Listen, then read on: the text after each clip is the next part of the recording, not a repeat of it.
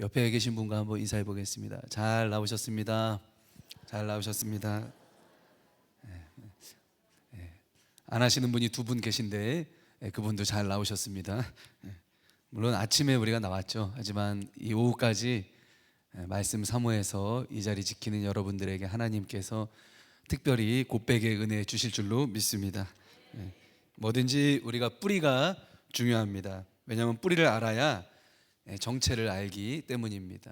사과 열매는 뿌리를 보면 이 사과가 맺힐 것을 예상할 수가 있습니다. 그러니까 뿌리가 뭔지만 알면은 우리 정체가 뭐다 이거를 알 수 있다는 겁니다. 그래서 우리 뿌리가 누굽니까? 우리는 예수님이 우리 뿌리죠. 예수님과 12제자 그리고 사도들이 우리의 뿌리입니다. 그래서 그들을 통해서 초대교회 신앙을 이어받은 게 바로 우리 교회입니다.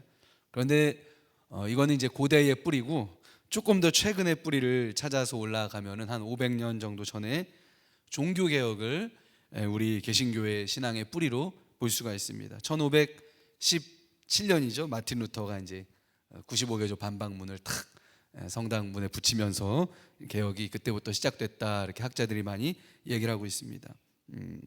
이 종교개혁자들은 로마 가톨릭에 뭔가 불만을 느낀 겁니다. 그래서 개혁을 시도하게 된 겁니다. 그래서 로마 가톨릭이 건전한 그 신앙의 전통을 왜곡시켰다 이렇게 느꼈기 때문에 가톨릭 교회로부터 개혁을 시도하게 되었습니다.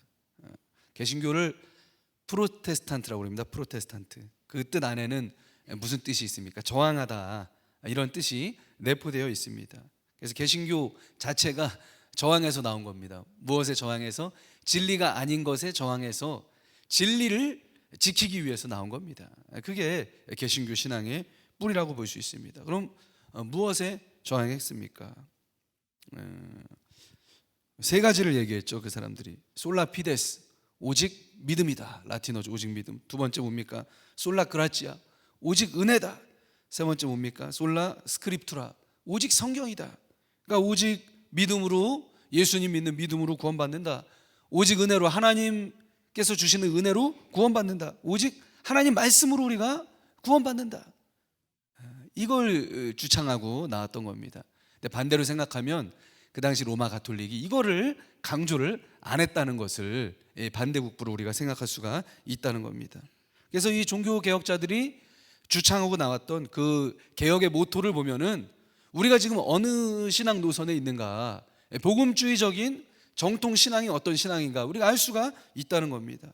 그래서 제가 세 가지를 말씀드렸는데 세 가지나 말하기는 오늘 시간이 너무 짧고 한 가지만 얘기하겠습니다. 이번 달 주제가 뭡니까? 말씀으로 가까이, 말씀의 길이죠. 그래서 종교개혁자들이 주창하고 나왔던 것 중에 오직 말씀으로, 솔라 스크립투라, 이 성경에 대해서 말씀을 드리도록 하겠습니다. 왜 종교개혁자들이 이렇게 성경을 강조했는가? 왜냐하면 당시 로마 교회의 이 성직자들은 성경의 권위를 상대적으로 이렇게 낮추었습니다. 왜냐하면 하나님 말씀은 이 말씀 개개인이 본다고 해서 이게 깨달아질 수 있는 게 아니고 교황과 사제가 꼭 묵상을 해갖고 이렇게 전달해 줘야만이 성도들이 알 수 있는 거다. 그래야 효염이 있는 거지 개개인이 말씀 본다고 효염이 있는 게 아니다. 이렇게 못을 박았습니다. 그러니까 상대적으로 성경 자체가 지녔던 권위가 약화되었다는 겁니다.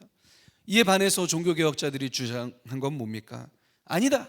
살아계신 하나님께서 이 성경의 각 페이지를 통해서 하나님의 백성에게 직접적으로 말씀할 수가 있다. 이거를 주장한 겁니다. 그러니까 뭐의 권위가 높아진 겁니까? 성경 자체의 권위가 올라간 겁니다. 어떻게 그런 일이 가능하냐? 글씨가 살아 움직이냐? 어떻게 책을 통해서 하나님이 말씀하시냐? 이때 개혁자들이 대답한 게 바로 성령입니다. 성령님을 통해서 하나님께서 그렇게 하신다. 하나님께서 살아계신 성령의 역사를 통해서 말씀을 읽을 때 성도들의 마음을 말씀으로 때리신다. 말씀으로 움직이신다. 말씀으로 감동을 주신다. 그래서 개혁자들이 하나님 말씀을 볼 때 우리 마음속에서 영혼 속에서 역사하시는 성령님의 역사를 강조함으로써 이 성경의 권위를 회복시켰다는 겁니다. 사랑하는 성도 여러분, 우리가 말씀 볼 때 하나님 음성 듣는다고 하지 않습니까? 누구의 역사입니까? 성령의 역사인 줄로 믿으시기를 바랍니다. 그래서 누구나 그리스도를 통해서 말씀을 읽을 때 하나님의 음성을 들을 수 있는 거다. 누구나 그리스도를 통해서 예수님의 이름으로 기도할 때 하나님의 존전 앞으로 나갈 수가 있는 것이다. 이게 뭡니까? 만인 제사장설 아닙니까 이게? 그래서 성령의 역사에 기초하는 겁니다. 종교개혁은. 우리가 성경 읽을 때 성령께서 역사하시면 이 말씀이 살아 움직여서 내 마음에 꽂히게 되는 줄로 믿으시기를 바랍니다. 그래서 성경 말씀은 죽은 말씀이 아닙니다. 이 살아있는 거예요. 이 책이 살아있는 책입니다. 살아 움직이는 리빙 워드입니다. 왜냐하면 성령께서는 성경을 통해서 역사하시기 때문입니다. 그래서 우리 신앙 고백에도 있지 않습니까? 나는 성령을 믿사오며 성령의 역사를 믿는다는 겁니다. 성경 말씀을 통해 우리에게 역사하시는 성령님의 실존을 믿는다는 겁니다.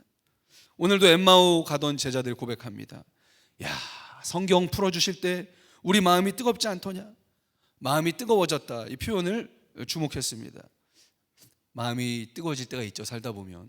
언제 우리 마음이 뜨거워집니까? 안 좋은 케이스로는 화가 날 때 마음이 뜨거워집니다. 맛집이라고 그래서 저기 회화동에 있는 데 가서 한 30분 기다렸다가 한 숟가락을 떴는데 맛이 없는 겁니다. 글쎄. 그때 저 마음 깊은 곳에서 뜨거운 게 올라왔습니다. 밥이 나올 줄 알고 열심히 일을 했는데 빵이 나올 때 어떻게 합니까? 우리 마음속에서 뜨거운 게 올라옵니다. 근데 이런 뜨거움은 별로 좋은 뜨거움이 아닙니다. 참아야 하는 뜨거움입니다. 그러면 우리가 건설적으로 뜨거워질 때는 언제입니까? 감동을 받아서, 우리가 감명을 받아서 눈에서 뜨거운 눈물이 흐를 때에 우리 마음이 뜨거워집니다. 이렇게 뜨거워진 마음은 선한 결심을 이끌어냅니다. 그리고 선한 결심은 헌신을 이끌어냅니다. 헌신은 우리 인생을 변화시킵니다. 그래서 오늘 본문에 등장하는 제자들이요, 예수님이 성경을 풀어주실 때 마음이 뜨거워졌다고 서로 지금 고백하고 있는 겁니다. 그리고 마음이 뜨거워지자 어떻게 했습니까? 컴백했어요. 예루살렘으로 사역의 자리로 돌아갔다는 겁니다. 그리고 다시 돌아간 그곳에서 12 제자와 함께 초대교회를 세우는 운동에 가담했음을 믿으시기를 바랍니다. 그래서 우리 마음이 뜨거워지는 게 굉장히 중요합니다. 마음의 뜨거움 없이는요, 뭔가 열정적으로 주님의 일을 하기가 힘듭니다. 우리가 주님의 일을 할 때도 어떻게 해야 됩니까? 눈에서 막 눈물이 왈칵 쏟아지면서 마음속에 막 뜨거운 게 느껴질 때 화끈하게 헌신할 수 있는 줄로 믿으시기를 바랍니다. 그래서 두 제자의 체험이 그런 체험이었습니다. 마음이 뜨거워져서 다시 주님의 일로 되돌아갔다는 겁니다. 언제 이런 뜨거움이 찾아왔습니까? 예수님께서 말씀을 풀어주실 때. 그럼 우리에게도 언제? 우리가 성경 말씀을 읽을 때, 예수님께서 성령님을 통해서 우리에게 말씀을 풀어주실 때 이런 뜨거움이 회복되는 줄로 믿으시기를 바랍니다. 그래서 여러분, 신앙생활의 감동과 열정이 지금 내가 식어있구나, 아유 차갑구나 이렇게 느끼시는 분이 있으면 특효약이 있습니다. 그게 뭡니까? 바로 말씀입니다. 여러분, 성경 읽으시기 바랍니다. 그때 성령께서요, 우리 마음의 뜨거움을 활활 불지펴 주십니다. 사도 바울은 신령한 일은 신령한 것으로 분별한다 말씀하셨습니다. 그래서 성령의 일은 성령의 일로 분간한다는 겁니다. 영적인 일은 영적인 안목이 있어야 분간할 수 있는데 그 안목을 주시는 분이 누구다? 성령이시다, 이 얘기입니다. 그러니까 인문학 박사학위가 있는 사람이라고 하더라도 성령의 역사가 아니고는 성경에서 하나님 말씀을 들을 수 있다 없다? 없다는 겁니다. 학문적으로는 성경을 읽을 수 있지만 성령께서 역사하시는 하나님의 음성을 들을 수는 없다는 겁니다. 사랑하는 성도 여러분, 우리가 박사학위는 없어도 여러분 성경 읽을 때 하나님 음성 들으시죠? 안 들으세요? 하나님 음성 들으시는 줄 믿습니다. 아멘. 왜냐? 그런 들으시는 분이 있다면 성령께서 하나님의 음성을 들려주시기 때문입니다.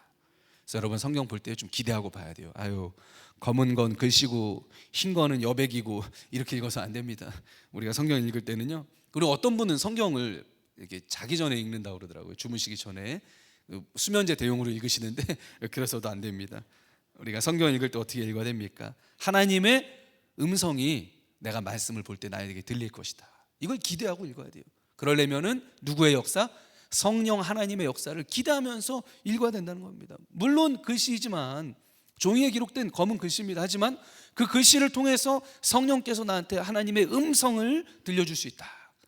내 삶에 말씀하시는 주님의 음성을 들려줄 수 있다. 이것을 믿고 성경을 대해야 한다는 겁니다. 오늘부터 말씀을 읽으실 때 이 성령의 역사를 기대하면서 읽으시는 저와 여러분에게 예수님 이름으로 축원을 드리겠습니다. 그래서 성경을 하나님 말씀으로 믿고 경건하게 읽는 자에게 강력한 성령의 역사를 불러 일으킵니다. 그래서 믿는 사람들에게는 최고 권위가 말씀이에요. 누구 말씀? 하나님 말씀. 어디에 기록된? 성령에 기록된 말씀입니다. 왜 최종 권위가 됩니까? 성령께서 역사하시고 말씀하시기 때문입니다. 저자가 누굽니까? 하나님이세요. 성령 하나님이 저자입니다. 인간은 이거 쓴 건 기자라고 합니다. 기자. 그래서 자신이 쓰신 책이니까 성령께서 역사하신다는 겁니다. 그래서 여러분 성령 체험하고 싶으시죠? 그러면 성경 읽으시기 바랍니다. 순종하겠다, 내가 그 각오를 갖고 성경 읽을 때 성령께서 역사하게 될 것입니다. 그래서 성경을 읽으면요, 성령이 역사하는데 먼저 뭘 깨닫게 하냐? 나를 깨닫게 합니다. 나를 깨닫게 합니다. 한 프랑스 철학자가 있었습니다. 과학적인 교육을 받고 자랐고 영적인 일에 대해서는 그냥 사소한 관심도 두지 않았습니다. 또 과학적으로 자라났기 때문에 자라나면서 성경을 읽어본 적도 한 번도 없습니다. 그러다 어느 날 세계 1차 대전이 일어났습니다. 그래서 이 과학자도 전쟁에 참여하게 됐습니다. 죽음의 위협을 마주하고 있는 이 참호 속에 앉아있던 어느 날, 이 과학자가 아니죠, 철학자입니다. 철학자는 내 지식이 헛되다, 이것을 깨달았습니다. 왜냐하면 죽음이랑 대면하고 있는데 당장 포탄이 떨어지면 내가 오늘 죽을까, 내일 죽을까, 이거 모르는 겁니다. 그러면서 참호 속에서 덜덜 떨면서 총만 들고 있는 겁니다. 그러니까 내가 공부한 철학이 소용이 있다 없다? 소용없는 거예요. 내가 언제 죽을지 모르는데 뭐 철학자의 말이 무슨 소용이 있겠는가? 이 철학자가 소원이 생겼습니다. 내가 그래 죽는 건데 뭐 인생 한번 태어났으니까 죽는 건데 나를 좀 이해하고 죽자. 내 자신이 어떤 사람인지 내가 좀 알고 죽고 싶다. 그래서 이 지식을 갈망하기 시작했습니다. 철학자라서 다르긴 다른가 봐요. 그 전쟁의 참호 속에서도 나를 알고 죽자, 이런 소원이 일어났다는 겁니다. 그러던 중에 이 사람이 이제 부상을 돼서 빨리 전역을 하게 됩니다. 전역 후에 학문의 세계로 복귀해서 책을 한 권 쓰리라 다짐을 합니다. 내가 전쟁터에서 느꼈던 대로 내 자신을 한번 이해하게 만드는 책을 내 학문 기간 동안 한번 써보리라, 이런 다짐을 하게 됩니다. 그래서 이제 대학교에 나가서 학생들한테 강의를 하면서 나에 대해서 이 설명하고 있는 것 같은 철학자들의 말을 꼼꼼하게 다 정리하기 시작합니다. 적었죠, 이제 노트에다. 하나하나 이렇게 적다 보니까 양이 꽤 쌓였습니다. 그래서 정성을 들여갖고 막 세심하게 번호를 매기면서 기록을 했습니다. 그래서 자기가 가지고 있는 철학 지식을 막 총동원하고 교수로 연구한 다른 교수의 유명한 책들도 연구하고 또 다른 교수님들한테도 자문을 구해가지고 이제 노트에다가 제법 규모가 되는 어떤 기록을 남기게 되었다는 겁니다. 그래서 마침내 이 책을 마무리하는 날이 됐습니다. 그래서 밖으로 나가서 나무 밑에 딱 자리를 잡아가지고 정성스럽게 몇 년 동안 필기한 노트를 딱 펼쳐서 읽었습니다. 그런데 이게 웬일입니까? 읽으면 이제 막 해방감과 내가 누군지 깨달아지고 막 기쁨을 느껴야 되는데 그러기는커녕 읽으면 읽을수록 낙심하고 절망에 빠졌다는 겁니다. 왜냐? 자기가 그렇게 열심히 정리했던 철학자들의 말 속에는 질문은 가득한데 내가 누군지를 대답해주는 대답은 없었다는 겁니다. 철학자들이 그러니까 얘기하는 게 다 질문이에요. 인생에 대한 질문. 근데 대답은 있다 없다? 없었다는 겁니다.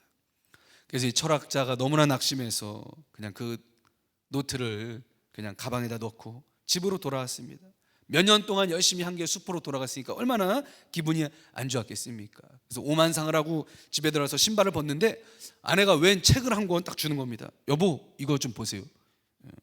작은 내가 오늘 마을길을 산책했는데 우연히 뭐 교회 건물에서 땡땡 종을 치길래 교회로 들어가 봤습니다. 그러니까 처음 보던 목사님이 이 책을 나한테 주면서 이거 남편 전해주라고 하더라고요.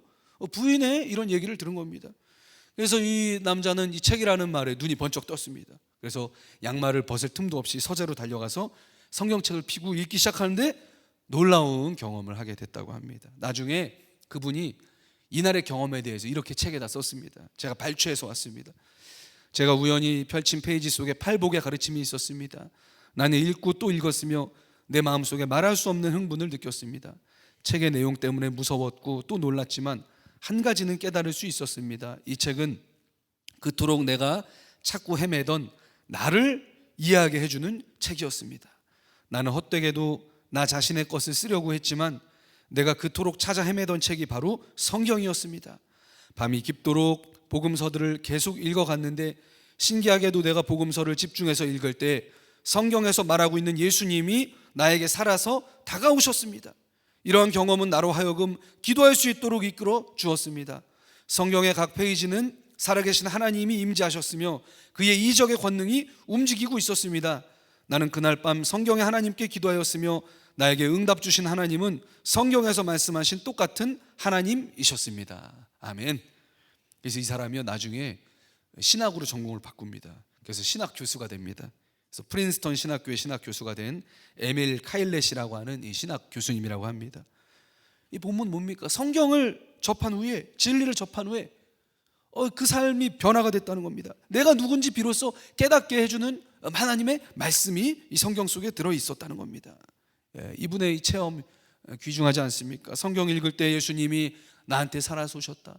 내가 누군지 내가 비로소 깨달을 수가 있었다. 나를 기도하도록 이끌어 주셨다. 또 성경 속에 하나님께서 나에게 응답해 주셨다. 이분의 고백입니다. 그런데 이 고백이 이 교수님의 고백만이 아닙니다.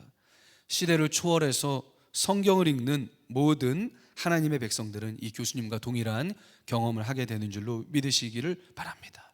저와 여러분들도 이 경험했지 않습니까? 말씀 읽으면서 내가 누군지, 내가 얼마나 죄인인지 깨닫게 되었다는 겁니다. 말씀을 읽을 때 또 구원의 역사가 우리에게 일어납니다. 한 출세한 남자가 있었습니다. 30세밖에 안 됐는데 모든 학문을 섭렵하고 그 당시 알아주는 학자가 되어서 아주 탄탄대로가 열렸던 사람입니다. 그런데 이 남자가 세상적으로는 출세했지만 문란하고 방탕한 자기 삶이 있었기 때문에 너무나 깊은 이 윤리적인 고민에 빠졌습니다. 야, 내가 이렇게 살아도 되냐? 내가 이렇게 살아도 되냐? 그런데 어느 날 이웃집 꼬마들이 놀면서 이런 얘기를 했습니다. 집어서 읽어라, 집어서 읽어라. 뭐 집어서 읽으라는 겁니다. 그래서 이 말을 듣고 이 남자는 집어서 읽었습니다. 그게 뭐냐? 성경 말씀이었습니다. 그런데 우연히 펼친 구절이 로마서 13장 12절 13절이었습니다. 밤이 깊고 낮이 가까웠으니 그러므로 우리가 어둠의 일을 벗고 빛의 갑옷을 입자. 낮에와 같이 단정히 행하고 방탕하거나 술 취하지 말며 음란하거나 호색하지 말며 다투거나 시기하지 말고 오직 주 예수 그리스도로 옷 입고 정욕을 위하여 육신의 일을 도모하지 말라. 이 말씀을 읽을 때 이 남자가 완전히 고꾸라졌습니다. 눈에서 그냥 눈물이 왈칵 쏟아지면서 그 자리에 고꾸라져서 눈물 콧물 흘리면서 회개했습니다. 그리고 새로운 인생을 살게 됩니다. 그날부터 완전히 옛날에 살던 인생을 정리하고 3년 동안 말씀을 묵상하는 생활을 하게 됩니다. 그리고 3년 뒤에 기독교에 입문해서 세례를 받게 됩니다. 이 사람 누굽니까? 그 유명한 초대 교부 성 어거스틴입니다. 말씀이 우리를 구원한다. 말씀이 우리를 회개하게 만든다는 겁니다. 또 말씀 뭡니까? 회개한 사람들을 마음을 뜨겁게 합니다. 오늘 본문에 등장한 예수님의 제자들이죠. 엠마오로 가고 있었습니다. 그런데 예수님께서 죽은 자 가운데서 살아나셔서 그들과 동행했습니다. 근데 이제 알아보질 못해요. 그러다 길을 가던 도중에 예수님께서 성경 말씀을 풀어줬습니다. 그들에게 이야기해 주셨습니다. 그리고 그 말씀을 듣는 순간 그들의 마음이 뜨거워졌다는 겁니다. 그래서 예수님이 다른 곳으로 옮기신 후에 그들이 이렇게 고백합니다. 길에서 우리에게 말씀하시고 우리에게 성경을 풀어주실 때에 우리 마음이 뜨겁지 아니하더냐. 마음이 뜨거워져서 어떻게 됐습니까? 되돌아간 겁니다. 어디로? 사명의 자리로, 사역의 자리로 되돌아갔다는 겁니다. 말씀은 우리를 구원할 뿐만이 아니고 우리를 사명의 자리로, 우리를 그 사역의 자리로 우리 마음을 뜨겁게 하셔서 되돌리시는 줄로 믿으시기를 바랍니다. 여러분들도 마음이 뜨거워지고 싶으시면은 여러분 하나님이라 하고 싶으면 말씀을 보시면 됩니다. 아주 많습니다. 말씀을 읽을 때 시대의 변화가 일어납니다. 시대의 변화. 루터는 원래는 수도사였습니다. 근데 이 사람은 구원의 확신이 없었어요. 사실 지옥 갈까 봐 무서웠습니다. 내가 지옥 가면 어떡하지? 내가 지옥 가면 어떡하지? 그래서 지옥 가는 죄 안 짓기 위해서 필사적으로 이 사람은 금욕하면서 살았던 게 루터입니다. 법의 천재예요. 법의 엄중함을 알았기 때문에 이 죄 지은 상태로는 천국 갈 수 없는 걸 너무나 뼈저리게 알았기 때문에 루터는 그 하나님의 지엄하신 법을 바라보면서 두려워했던 겁니다. 어느 정도냐? 그래서 죄 짓지 않으려고 성욕이 생길까 봐 뜨거운 물도 안 마셨습니다. 찬물만 먹었다고 합니다. 그리고 매일 종탑을 기도하러 올라갈 때 무릎으로 기어 올라갔다 내려왔다고 합니다. 그러면서 한 걸음 무릎으로 갈 때마다 자기가 지은 죄 하나씩 고백했다고 합니다. 얼마나 무릎이 아팠을까요? 본당에서 내가 사무처까지 한번 무릎으로 내려가 볼까 하다가 그만뒀습니다. 무릎이 성하지 않을 겁니다. 그쵸 여러분, 어떻게 그럽니까? 루터의 무릎이요, 이 정상의 무릎이 아니었다는 겁니다. 그러니까 얼마나 이 사람이 그러니까 그 민감한 겁니까? 왜 이렇게까지 했을까? 루터는 최선을 다하면 하나님이 구원해 주신다, 이러한 오컴의 사상을 따르고 있었습니다. 중세. 그러니까 최선을 내가 다해야 하나님이 겨우 날 구원해 줄 거다, 이런 마음의 두려움이 있었다는 겁니다. 그런데 아무리 노력하고 공로를 쌓아도 구원의 확신이 오지 않았다는 겁니다. 심지어 자기를 사람으로 창조해서 지옥으로 보내려는 하나님을 미워하는 지경까지 이르렀다고 합니다. 그러던 어느 날 수도원의 이 한 옥탑방에서 기도하면서 말씀 한 구절을 읽다가 엄청난 깨달음을 얻게 됩니다. 그게 뭡니까? 로마서 1장 17절입니다. 복음에는 하나님의 의가 나타나서 믿음으로 믿음에 이르게 하나니 기록된 바 오직 의인은 믿음으로 말미암아 살리라 함과 같으니라. 이 말씀을 듣고요, 루터는요 완전히 고꾸라지게 됩니다. 전동설에서 지동설 바뀌는 그런 경험을 하게 된 겁니다. 아, 내가 이제까지 잘못 알고 있었구나. 구원이 고행한다고 해서 얻어지는 게 아니구나. 뭐 계단을 무릎으로 기어다닌다고 해서 구원받는 게 아니구나. 구원은 오직 예수님을 믿는 믿음으로 얻는 것이다. 여기서 솔라피데스의 그 명제가 나온 겁니다. 그 체험 후에 루터는 가톨릭 교회가 면벌부를 돈 받고 판매한다는 소리를 듣고 분개하게 됩니다. 돈 내서 이거 사면 벌을 어떻게 한다? 면제해 준다, 그겁니다. 그게 뭡니까? 면벌부예요. 그러면은 뭐 회장님들은 다 천국 가게요. 면벌부. 그래서 루터가 아주 분개한 겁니다. 왜? 로마서에서 발견한, 자기가 성경 말씀이 있다 발견한 진리와 어긋났기 때문입니다. 그래서 돈으로 면벌부를 산다고 죄를 면제받는 게 아니다. 오직 예수님을 믿음으로써만 구원을 받는 것이다. 이 설교를 하면서 95개조 반박문을 그 관할 구역의 주교에게 보냅니다. 그리고 복사본을 비텐베르크 그 성당 입구에 붙인 겁니다. 이래서 종교 개혁이 시작된 겁니다. 1517년 10월 31일 역사적인 날입니다. 우리 개신교의 뿌리가 되는 종교 개혁이 출발된 날입니다. 그래서 루터는요 오직 믿음, 로마서 17장 말씀 붙들고 종교 개혁을 시작한 겁니다. 그러니까 루터의 종교 개혁이 95개 조항의 반박문에서 시작된 게 아니고 성경 말씀에서 시작된 줄로 믿으시기를 바랍니다. 그래서 모든 개혁의 뿌리는 뭡니까? 하나님 말씀입니다. 모든 바람직한 개혁의 뿌리는 하나님의 말씀입니다. 한국교회 걱정하는 분들도 많고 지탄하는 분들도 많습니다. 그런데 한국교회의 모습 중에서도 우리가 고쳐야 될 게 있다면 하나님께서 하나님의 말씀을 통해서 그것을 지적하여 주실 줄로 믿습니다. 하나님께서 이 루터와 같은 말씀에 사로잡힌 한 사람을 통해서 하나님께서 놀라운 일을 일으켜 주신다는 겁니다. 그래서 말씀이 없는 신앙개혁은요 신앙개혁이라고 할 수 없습니다. 말씀이 없는 신앙운동은요 신앙운동이 아닙니다. 모든 기독교 운동은 말씀으로 시작되어야 됩니다. 개인의 우리의 갱신도 하나님 말씀이 빠져서는 안 됩니다. 우리는 우리 자신을 말씀으로 개혁해 가야 한다는 겁니다. 다른 걸로 개혁하면 큰일 납니다. 하나님 말씀으로 자신을 개혁하시는 저와 여러분 되시기를 바라겠습니다. 그래서 성경을 읽을 때 끝으로 화학 변화가 일어납니다. 질적 변화가 일어난다는 거예요. 하나님 말씀으로 내가 성화돼가는 놀라운 화학 변화가, 물이 변해서 포도주가 되는 변화가 말씀을 읽을 때 일어난다는 겁니다. 성경을 번역했던 학자인 J.B. 필립스라는 유명한 학자가 있습니다. 이 사람은 성경을 세심하게 번역할 때 이상한 경험을 했습니다. 이 사람이 나중에 한 말입니다. 성경을 번역한 이 일은 나에게 변화를 가져왔습니다. 성경의 말들은 인자이며 하나님이신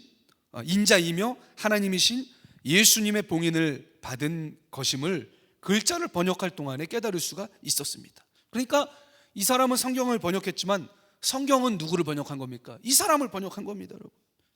그러니까 성경이 우리가 성경을 읽지만 성경이 우리를 변화시킨다는 겁니다. 이런 일들은요 너무 많아서 다 소개할 수가 없습니다. 여러분, 무언가 바람직한 질적 변화를 꿈꾸십니까? 지금 내 모습이 100점이 아니라고 생각하십니까? 발전의 여지가 있다고 생각하십니까? 그러면 주저 말고 성경을 읽으시기를 바랍니다. 말씀께서 우리에게 질적인 변화, 물이 포도주가 되는 변화를 일으켜 주실 겁니다. 그래서 우리가 성경을 읽을 때 내가 성경을 보는 것 같은데 사실은 그 반대입니다. 하나님의 말씀이 누굴 봅니까? 나를 보고 나를 진단한다는 겁니다. 끝으로 저의 체험을 말씀드리고 마칠 텐데, 제가 중학교 3학년 때 일입니다. 제가 장춘단요 옆에 장충동에 있는 장춘단 교회가 제 모교회입니다. 거기서 중학교 때 저를 가르치신 목사님이 최용석 전도사님입니다. 그때는 전도사님이셨고 지금 이제 선교사님이신 것 같습니다. 근데 이름도 안 잊혀져요. 왜냐하면 저한테 도전을 주셨거든요. 그럼 저는 중학생쯤 되면 신약의 로마서 정도는 그냥 한 번도 끊기지 않고 그 자리에서 읽어야 돼 이러는 겁니다. 중학교 3학년인데 로마서를 어떻게 쉬면서 읽냐, 한 번에 읽어야지. 그래서 저는 도전을 받아서 여름방학 때 하루 날을 잡았습니다. 그래서 내가 단 한 번도 안 쉬고 로마서를 끝까지 읽어보리라. 그래서 로마서를 16장까지 1장부터 다 읽기 전에는 간식도 먹지 않고 밥도 먹지 않으리라. 로마서 사실 집중해서 읽으면요 1시간이면 읽습니다. 그런데 당시 저한테는 로마를 정복하는 일처럼 생각됐습니다. 야, 이거 1장부터 16장, 이 개역 한글 1장부터 16장을 어떻게 읽어요 여러분, 중학생이. 그래서 저는 줄리어스 시저의 각오를 가지고 로마를 막 정복하는 마음으로 로마서를 읽기 위해서 옥상에 있는 골방으로 올라갔습니다. 좀 머리를 썼습니다. 개역 성경 대신에 현대인의 성경을 들고 올라갔습니다. 제가 좀 머리가 좋습니다. 우리 집사람만 몰라요. 보이면 좀 말해주세요. 어쨌든 현대인의 성경을 가지고 올라갔습니다. 한 오전 11시쯤 올라가서 원에는 다 읽고 한 1시쯤 내려와서 점심을 먹으려고 머릿속에 계산을 하고 올라갔습니다. 근데 이게 웬걸, 집중하고 읽는데 내려올 수가 없는 겁니다. 아니 도대체 딴짓을 할 수가 없는 겁니다. 말씀이 1장부터 저를 붙잡고 놓아주질 않는 겁니다. 그래서 내가 로마서를 정복한다고 올라갔지만 반대로 로마서가 나를 정복하는 역사가 일어났다는 겁니다. 로마서를요, 이 한 장 한 장 읽는데 한 장 읽고 나서 계속해서 하나님이 무릎을 꿇리시고 기도하게 만드시는데 이 다 읽을 때가 되니까 저녁 때가 되더라고요. 야, 이게 이상하게 기도를 안 할 수가 없었습니다. 죄가 깨달아지고 회개하게 되고 막 마음의 기쁨이 깊은 곳으로부터 막 솟아났습니다. 그러면은 또 한 장 넘겨서 읽게 되고 한 장 넘겨서 또 읽게 되고, 이상하게 그 자동차 타고 고속도로 나가면 뭐가 있습니까? 이 톨게이트 있는 것처럼 한 장 읽을 때마다 하나님이 그냥 무릎을 꿇리는 겁니다. 그리고 그냥 안 넘어가게 하시고 기도하게 저를 만드셨다는 겁니다.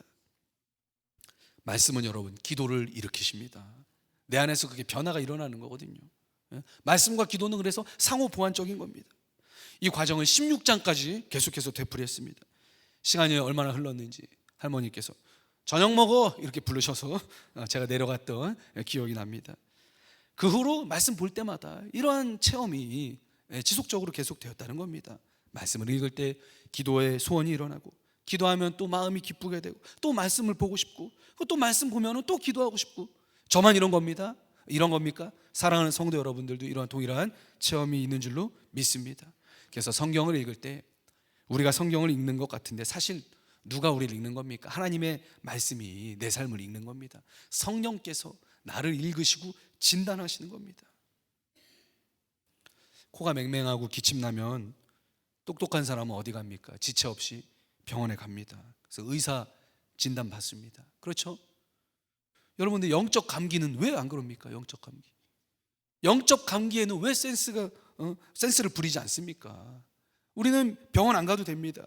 그저 조용한 곳에서 하나님 말씀 펼치면 됩니다. 그럼 성령께서 말씀을 통해 나를 진단하십니다. 그리고 나를 성화로 이끌어 가신다는 겁니다. 말씀을 통해 매일매일 영혼의 의사이신 우리 예수님께 나아가서 주님께 진단을 받고 거룩하게 성화되는 저와 여러분 되시기를 바라겠습니다. 오늘 말씀을 마무리하겠습니다. 말씀은 나를 깨닫게 해줍니다. 성령의 역사이기 때문입니다. 말씀은 우리를 구원하십니다. 말씀은 우리를 뜨겁게 하십니다. 말씀은 시대를 변화시킵니다. 말씀은 나의 질적 변화를 일으켜서 성화에 이루어지게 하십니다. 오늘도 이 말씀 사랑하시고 사모하시면서 말씀의 길로 하나님 만나는 저와 여러분 되기를 주님의 이름으로 축복을 드리겠습니다. 기도하시겠습니다.